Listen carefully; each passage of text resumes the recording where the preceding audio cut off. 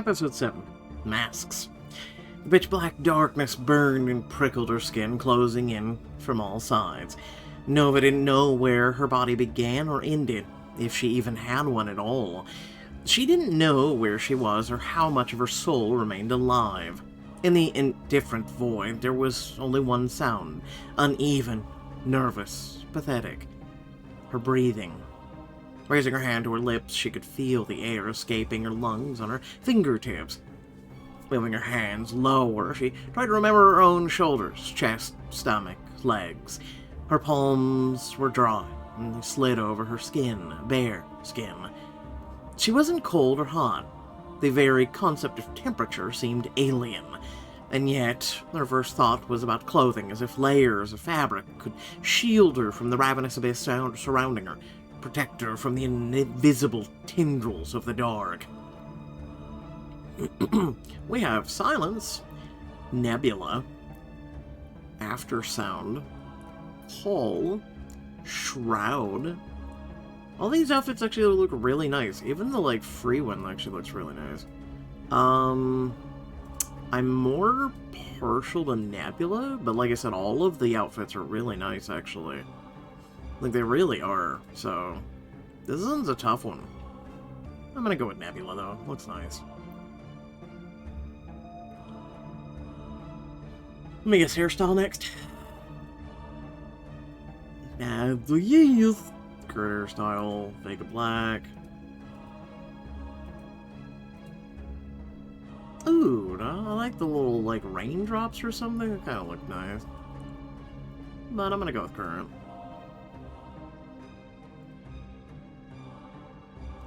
No makeup. La Ciamata Mirge? What are the names of these makeups? What? We're going to France, guys. She didn't care where the outfit had come from. She clung to the fabric, focusing on the feel of the unfamiliar material as her senses and awareness slowly came back to her.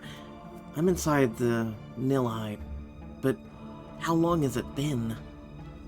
Last thing she remembered before touching the cube were Onyx and Talos' faces. Onyx's vain attempts at holding back her tears, the sadness and longing in Talos' eyes.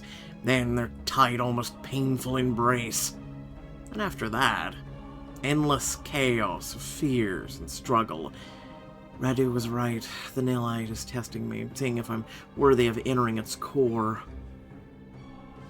Nova couldn't tell how many trials she'd already passed and didn't know how many more were waiting for her. Her memory of the time she'd spent inside was vague. Only one of the trials was clear in her mind, the very first one, when the Nilite placed her in the world based on her own fantasies and forced her to choose between false happiness and the truth. A pale sorrow scratched at her chest. She found the strength to choose the truth. Yet, even now, a part of her longed to return to that illusion. Back there, everything was much simpler. A calm, ordinary life. No spying, no betrayal, no pressure on the mission. No more magic, which was an integral facet of her identity, of the identities of her allies. In that trial, she not only had to demonstrate her willpower, but also face the fact that there was no presence in the world built by her subconscious. At first, she felt ashamed, but how could she wish for that? How could she, even in her imagination, exchange something so valuable for peace? But soon the shame dissolved, giving way to acceptance. All this means is that I wish I had a close relationship with my father, which seems impossible if I remain a witch. I can't judge myself for that. Anyway, processing all of this can wait until after I get out of here. I'll give myself a moment. I need to get myself together now. I need to get myself together now. Nova rose to her feet, and her environment began to take shape. She could start her next trial.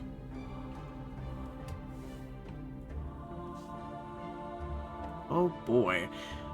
4 mirrors towered over her, an invisible barrier.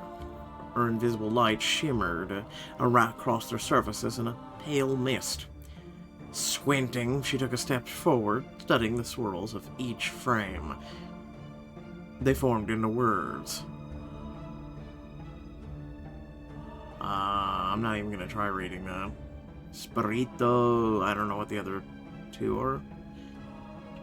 Daughter, witch, fighter, spirit. Her voice didn't disturb the space, instead becoming part of it. One more step, and Nova found herself close enough to catch her blurry silhouette in the reflection, as well as a peculiar shine. The silence no longer felt so uncomfortable, but she continued talking out loud. It helped her think. I need to look into one of them properly, but which one should I start with? Who knows if my choice is going to affect anything? Alright, I'll go up to the mirror that says daughter, witch, fighter, spirit.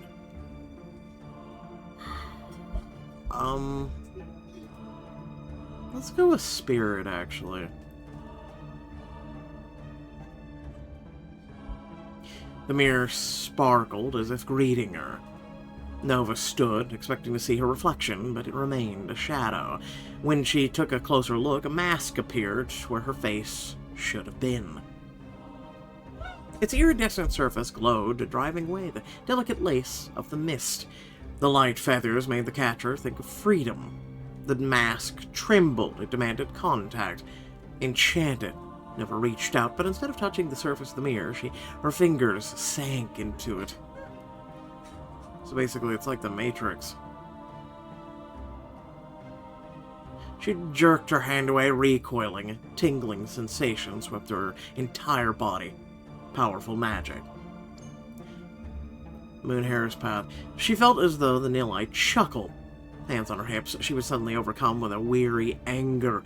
She'd already spent devil knows how long inside the cube, yet still had no idea if she was even close to her goal. I have to take the mask out of each mirror, don't I? Great. What are we testing this time?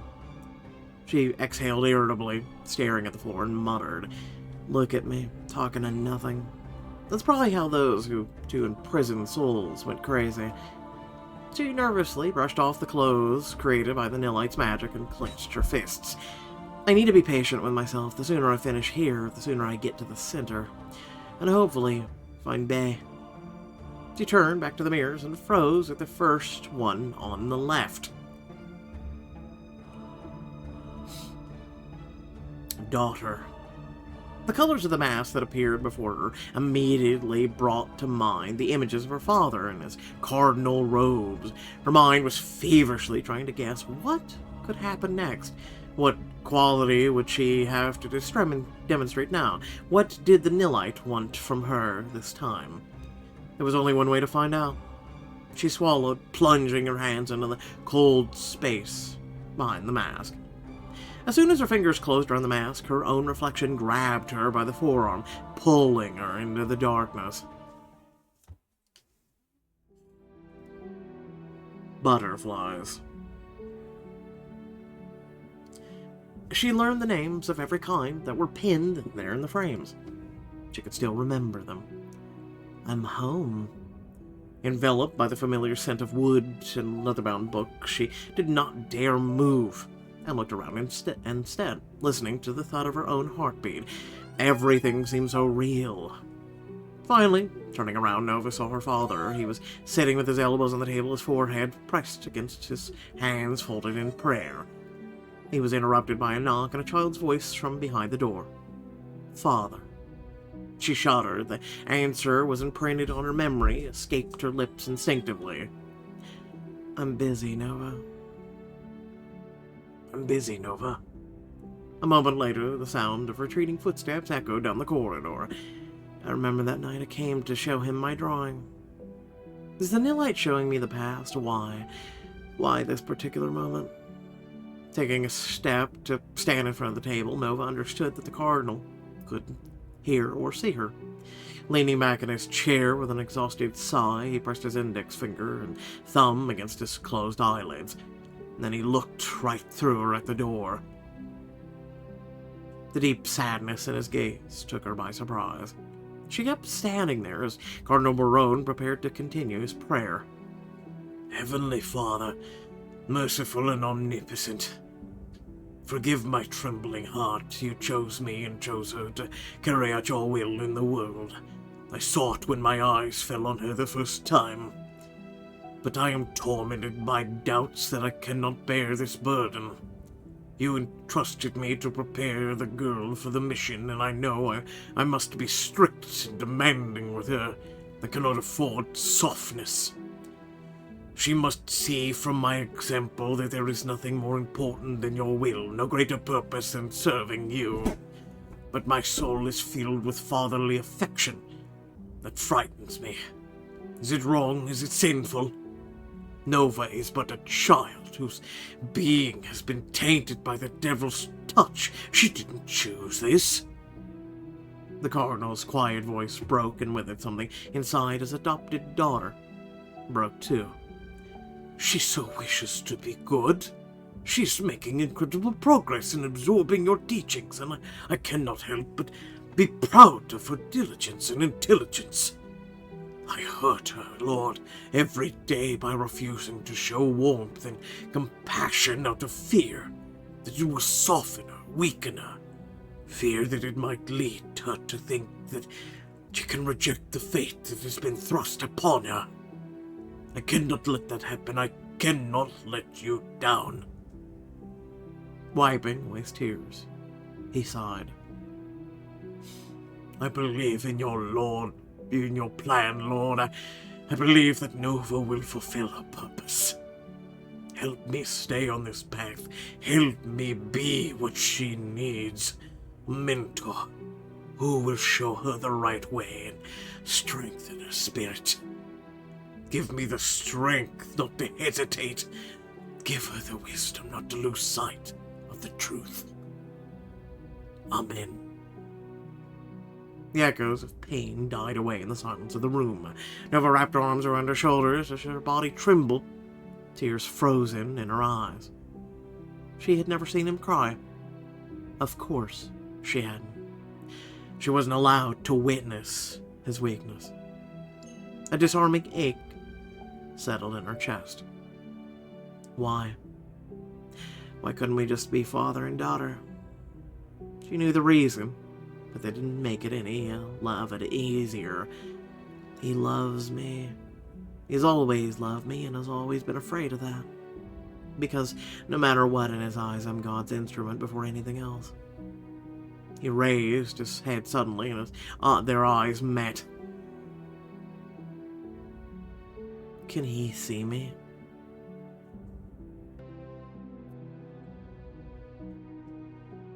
And so she did. Walking over to the side of his chair, she leaned in and wrapped her arms around his neck. Dad. But he did not feel the warmth of her touch, and the tears falling from her eyelashes left no marks on his vest. Ricardo stared into space, his eyes full of quiet suffering. The suffering that was to remain between him and God. Dad, I'm here. Nova only clung to him, making no effort to hold back short, almost childish sobs. As if hoping that if she hugged him tight enough, if she wished for it hard enough, he would feel her presence. That he'd touch her hand, maybe smile in a way he'd never allowed himself to smile. And for a moment, he'd let go of his thoughts about God, the devil, heaven, hell, about the world's salvation, divine callings. And he would be here on earth, with her, his daughter. But I'm not on earth. I'm inside an ancient artifact, and this is just a part of the trial. She pulled away with a sinking heart. In the next instant, the darkness swallowed the room and Cardinal Barone. That's not darkness, that's a flashbang. Back in front of the mirror, Nova wiped her cheeks, sniffed, and straightened up. The vision, the name of the mask, I think I understand what the Nilhite wants from me. There's only one correct answer.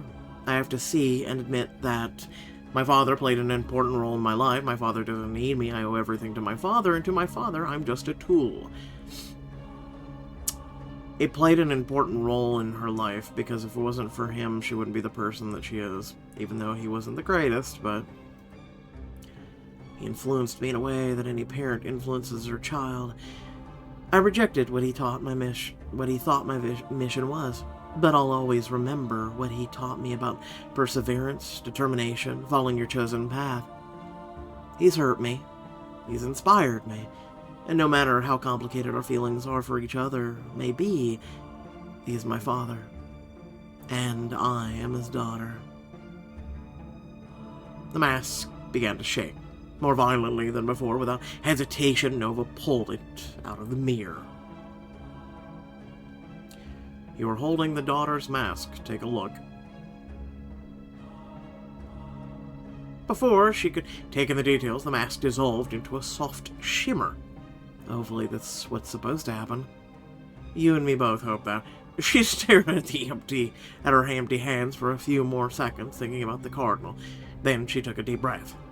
Well, that's 1. 3 to go. Nova turned to the second mirror.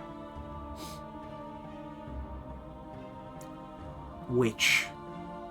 The mask was decorated with golden lines, similar to the way the catcher's presence manifests. This time, she stepped into the vision herself. The first thing that caught her eye was the paper on the floor. Drawn with an unsteady hand, crude figures laughed, bearing. Oddly, green teeth above them, wings with many eyes, were hovering in the sky. Nova smiled, remembering how she searched the Bible for descriptions of angels in order to portray them as accurately as possible. My room. Her smile faltered when she saw a girl sitting on the floor and a book in her hands. She was peacefully flipping through the pages, studying colorful pictures of planets, diagrams of the solar system. The grown-up Nova suppressed the urge to look away. One glance at her childhood self struck something deep within her, stirring a feeling she couldn't put into words. It enveloped her heart in a chilling shudder. Just then, footsteps behind the door. The girl rushed to hide the book under the bed and get off the floor. The clock read 6 in the evening. At this hour, she was supposed to be reading the Psalter, not children's encyclopedias. Watching the little Nova run to the bookcase, the grown-up Nova held her breath. She knew what would happen next. The girl reached for the Psalter, sat resting on the top shelf, but she was too short. Normally she would drag over a chair, but there was no time. Maria Luisa was already close. She started jumping. Her fingers brushed against the book spine, but she couldn't grasp it. Only managed to make the shelf wobble. Oh, come on! Nova! Too late. Maria Luisa put her hands on her hips, and little Nova lowered her gaze. The grown-up did too, instinctively. Up to some nonsense again. Please don't tell Dad, please. I'll study longer. I won't do this again. I promise. The governess shook her head as she crossed the room. She tugged on the book, but it was firmly wedged between the other books, so she had to pull harder. As a result of the sudden movement, the vase standing on the bookshelf tilted and started to fall down. Maria Luisa! Nova remembered every shade of the feeling she experienced at that moment. Blind guilt, unspeakable fear, the wild power that filled her entire being. The vase stopped in the air. Just for a second, which was enough for her to jump back. Then the deafening crash of shattered glass, a second of thick, scorching silence. Lord, have mercy. Lost, Nova shifted her gaze from her glowing hands to her governess. Maria Luisa's face froze in deep fear as she stared at the child before her. Crossing herself, she ran out of the room to call Cardinal Buron. It happened. The time Catcher's presence manifested itself for the first time. Maria Luisa, Her force refused to calm down. The girl began to sink onto the floor right where the sharp shards still lay. Catch her. Nova reached for her. She didn't think about whether she could even help. She just did as her heart told her. To her surprise, she felt the girl's weight in her arms. Carefully kneeling down, she settled the child in her arms. The child had looked up at her, eyes misty with tears. "Who are you?" I'm someone who's just like you, Nova. She gently stroked the girl's hair. "I know you're scared, but I promise everything will be alright." "Dad told me what happened soon. I prayed that it wouldn't. I didn't want to be like you. I want to be like Dad, like Maria Luisa. What have we done? Why are we like this?" "We haven't done anything. We are no worse than Dad or Maria. The time will come when you will understand." She forced a smile. "Also thanks to you. Maria Luisa didn't get hurt. You helped her." "She's afraid of me because..." Little Nova sobbed, raising her hands to examine the golden threads of presence under her skin. The 4 words that came out of her mouth next held all her pain. "Because I'm a witch." The grown-up Nova nodded.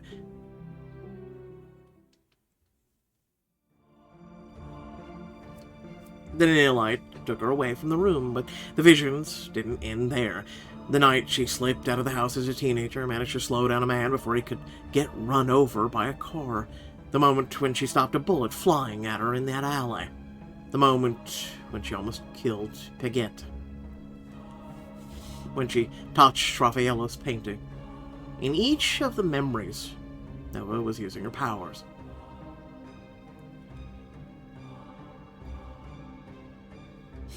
When she returned to the mirror, the mask was waiting for her. My magic gives me an advantage as a weapon, first and foremost, is one of the key elements of my identity. Without it, I'm nothing. Key elements of your identity. It's not the only thing that defines me, but I love my presence. I know that without it, I wouldn't fully be myself. I am a witch.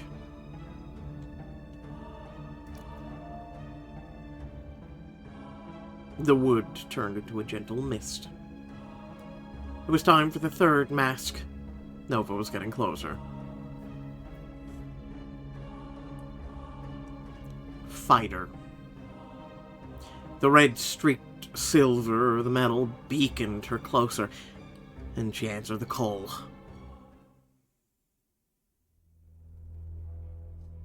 She was met by Peter Gregorus. Icy gaze. The hallway was empty, but for the 2 of them standing a few steps away from each other, the vision was not a memory. The arc of Enter, or rather his image, clicked his tongue. Nova clenched her teeth, her every muscle taut with the fury this man invoked in her. Who knew how many others he had killed, how many lives he had crippled, that damned heartless bastard? He represented everything the Incineration Alliance was fighting against. Nowhere to run, time catcher. Oh, I wasn't gonna run.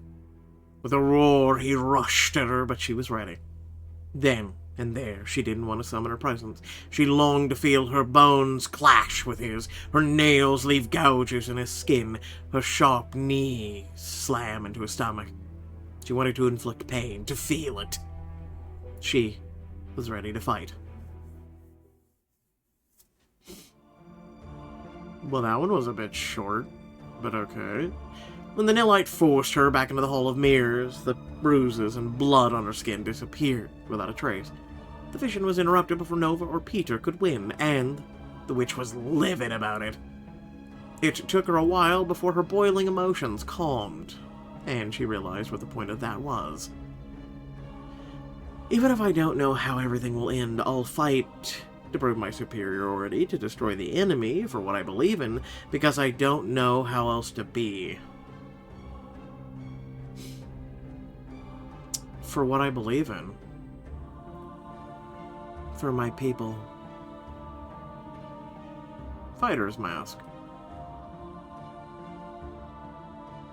The mask crumbled into small sparks. Only one left. Spirit. She touched the mask, confident.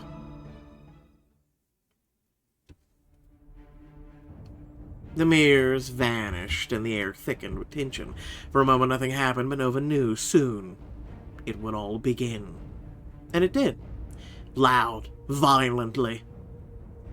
But you are not like them, Nova. There's too much that depends on whether you succeed. I'm sure everyone appreciates your personal qualities, but we need your gift. There is no place for games. The stakes are too high. Herbert. I'm trying to remember Herbert. I actually don't remember him, so... A Timecatcher's gift is astonishing. I knew I couldn't afford to miss such an opportunity again. Dozens of voices attacked her. Twisted, disoriented, they pressed in on her, gnawing at her soul. You do know how rare your gift is, right? The woman only keeps you around because of your gift. You must prove your devotion. You know how serious your mission is. Each word flared in her mind like a mad fire. Nova clutched her head in a desperate attempt to save herself, but the voices kept striking, merging into one. You're just a tool. No. You're just a tool. No. You're just a tool. Shut up. Her scream suffocated every other sound. Breathing heavily, she stared into the emptiness as if challenging the Nilite. It answered her, in her own soft but confident whisper. This is my choice. Nova gathered her thoughts. So basically wanted to break her spirit. I know that my worth is determined by my deeds. I'm a person with the right to make my own decision. I'll be lost if there's no one to guide me. I can do whatever I want. I mean, I'm gonna be honest with you, I just feel like these are common sense answers that we're picking. I'm just saying, I'm a person with the right to make my own decisions. Yeah, I'm gonna go with that one. I chose the Incineration Alliance by my own will, not out of fear, nor from being pressured, but because I decided so myself. The last mass descended smoothly into her hands. Take a look. It's in a book. Reading Rainbow! Then, instead of disappearing, it hovered in the air in front of Nova. The others appeared next to it. When Daughter began to float towards the catcher, she watched, immersed in a sense of calm. The mass gently settled onto her face, cooling her skin with a pleasant chill.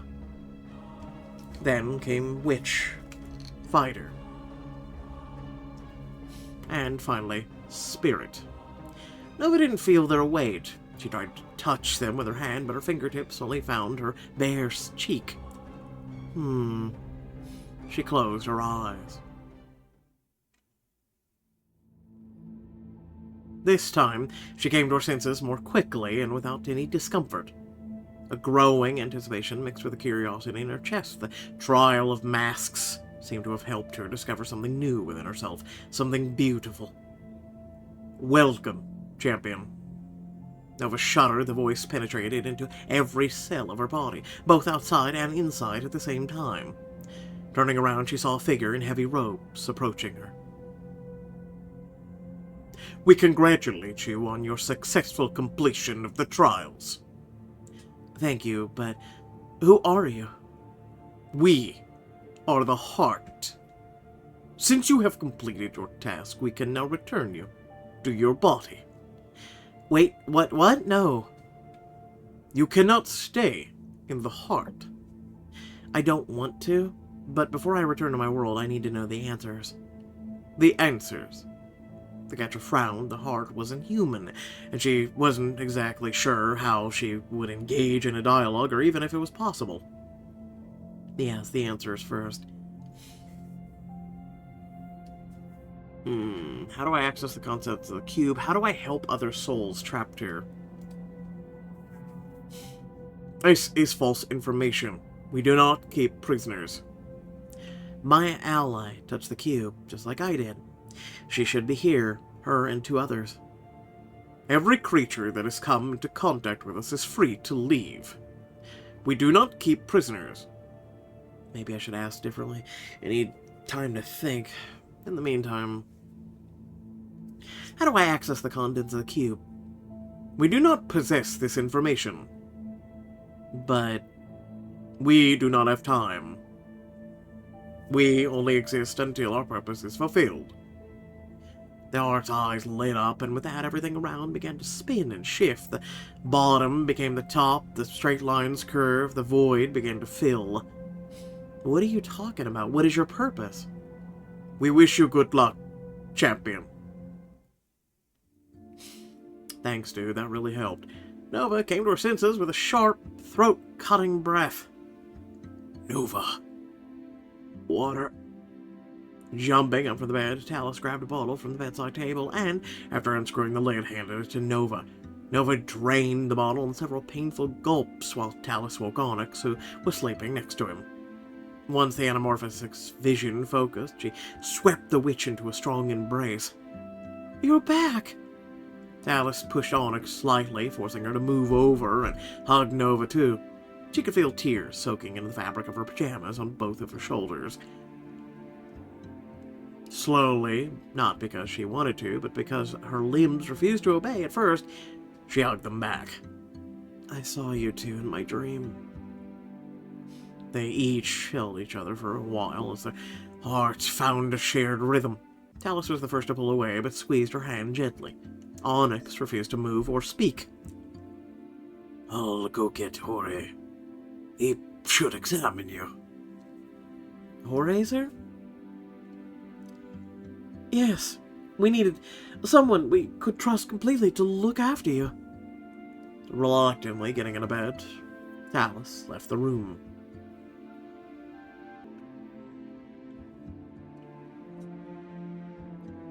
While Jorge checked the catcher's condition, she struggled to remember what had happened in the Nilite.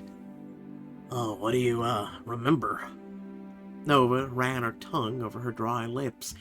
Not much, some weird fragments that I can't piece together. Not good. Talus and Onyx, who were standing near the bed, were waiting for an explanation. Nova noticed they were barely breathing. There's no real reason to worry, but you definitely need a good rest.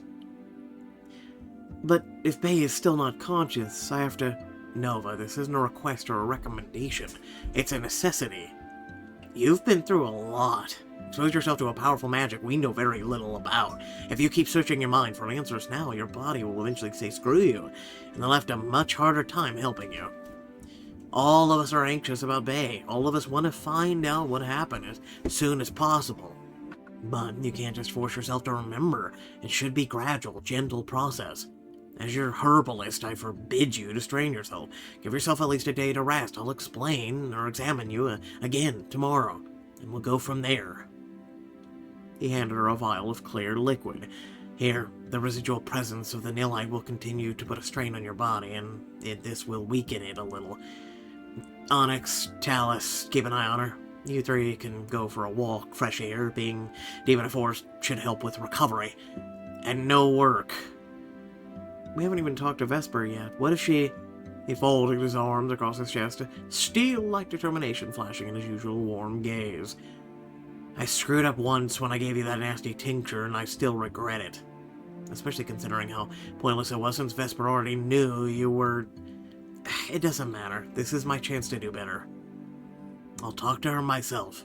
Let her be angry if she wants. I'm acting in the best interest of my patient. Nodding firmly, he clenched his fists and strode out of the room with a confident, purposeful steps. I don't remember ever seeing him like this. Me neither, but I'm not complaining. What would you like to do, Mouse? Stay here or go for a walk? I'd like to go to the forest, please.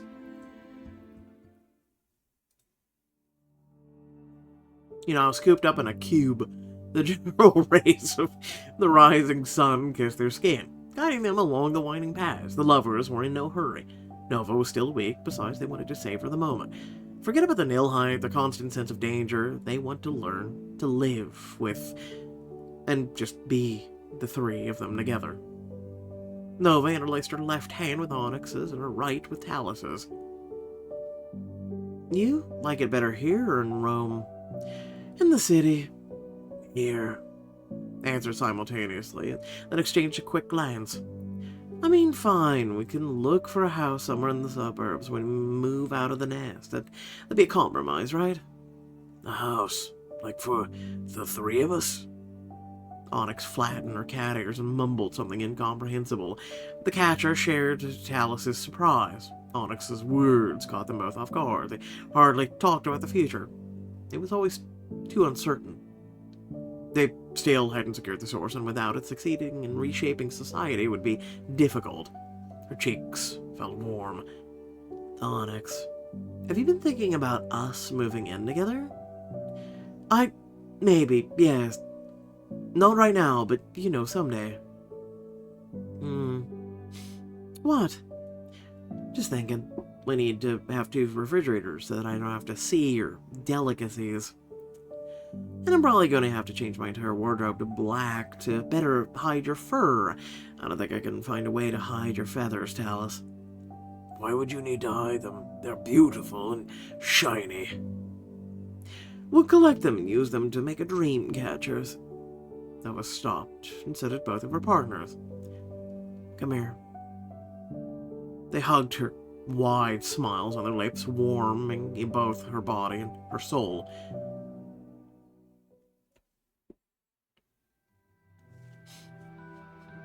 Next morning, the catcher was feeling much better, and her memories of what had happened in the Nilite were gradually coming back to her. When she informed the others, everyone gathered in the living room to hear her story. Renato also came to the mansion, as Jorge had figured out a herbal concoction that eased the pressure of the voices. He decided to wait until the end of the meeting in the dining room so he could talk to Nova.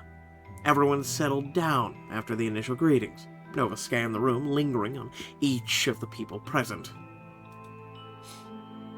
We have Thunder, Storm. Oh, this is picking outfits for all of them.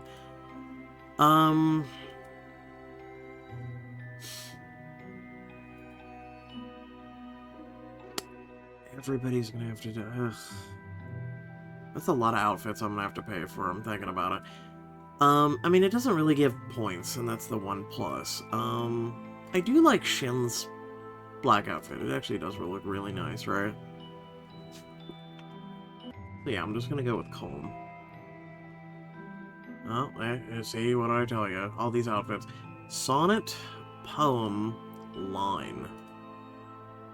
Yeah, it's really too bad his outfit isn't black. I'll go with Line. Oh god, I'm even picking his outfit. Jesus. Summer, Autumn. These outfits really do not fit him very well, I'm gonna be honest with you. This one's alright. Summer just, nah, it doesn't fit him well. And Autumn looks fine. It's his usual outfit, kinda. So... They told her she'd been asleep for 2 entire weeks. Her return brought immense relief, but the lingering shadow of worry still clung to the faces of her allies. Nova told them all she remembered about how the Nilite works and about the trial she'd passed without delving into the small details that remained vague in her mind. When it was all over, I found myself in the heart, and after that I'm not sure. She didn't miss the way Vesper leaned forward slightly. She seemed as if she wanted to say something, but changed her mind in the end. Maybe we could create a projection? It won't work. Physically, she was here. Tried talking through it? It was the heart itself talking to me. It congratulated me on passing the trials, and it wanted to send me home. I started asking questions, and it said something about its... purpose? It wasn't destruction. Revival, no. Creation, no. Yeah, no, it's purpose. Because it said it had to fulfill its purpose. Frowning, Nova looked at the cube. It hadn't changed, just as mysteriously frightening as before, but the heart's words seemed to have opened up an understanding in her. What exactly she understood, she couldn't say. The witch stood up and came closer, obeying a sudden impulse. It was quiet in the room. No unusual sounds, but something inside her was picking up on a signal. What are you doing? I have to touch it. Please, don't. Onyx tried to pull her away by her forearm, but the catcher gently removed her hand. Nova, are you absolutely sure? Yes. Trust me. I know what I'm doing. No one doubts that, but we can't afford to lose you for 2 more weeks, Nova. Besides, the Nilite is unpredictable. What if... Does anyone have a better idea how to get the next clue in Wake Up Bay? Awkward silence was her answer.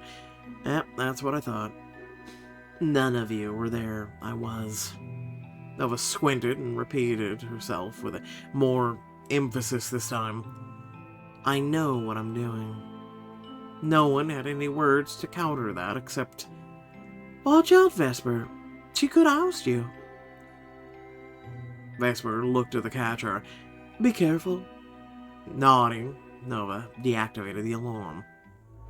Now there was no barrier between her and the Nilite. She could feel its pull on her even more clearly. It was calling to her.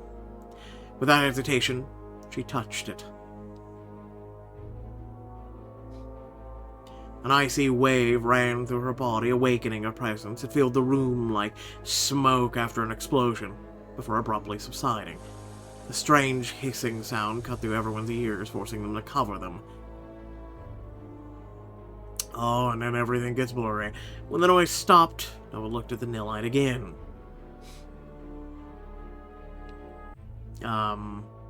Okay. This has changed.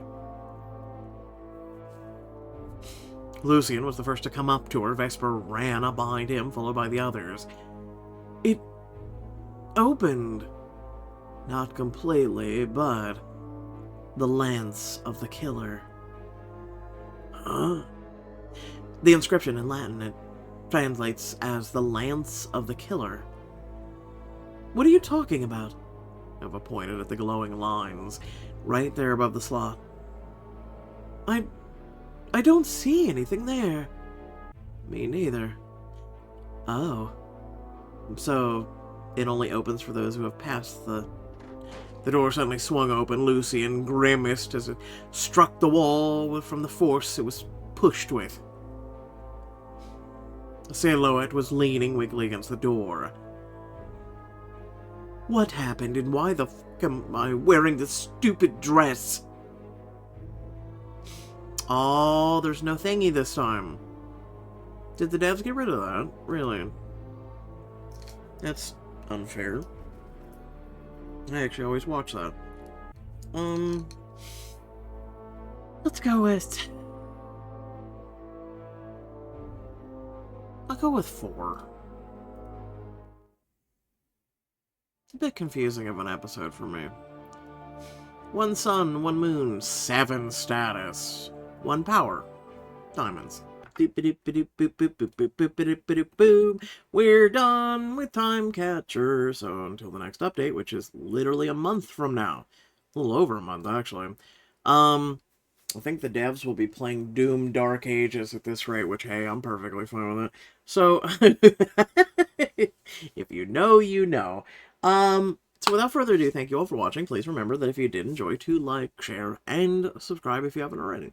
Aside from that, so as you can see here, we're 3 books, technically Love and Sin, don't at me, but the new one came out, Time Catcher, so the next one I'll probably be covering is Astria's, and working my way up, as you can see. So, right now, Solus and Callie are ones that, again, I'm working on. They're older books, though, so they're not at the top of the things. I'm trying to cover ones that are still being updated and put out there and everything. But, yes, I know. I plan on finishing Callie. We're almost done with it anyway. And then Solus, a lot of you, well, a handful of you have requested me to do that. And I've already put out a couple episodes. But, yeah, no, make sure to continue supporting and you know, continuing to hey man, share our channel, share this community that we have here. It's nice for it to grow, right? More people that share the same interests, share the same things we're all into, reading, or I don't know, even my silly humor at times, right? Hopefully, once again, like I said, you did enjoy. Anyway, thanks for watching. I'll catch y'all later. Peace out.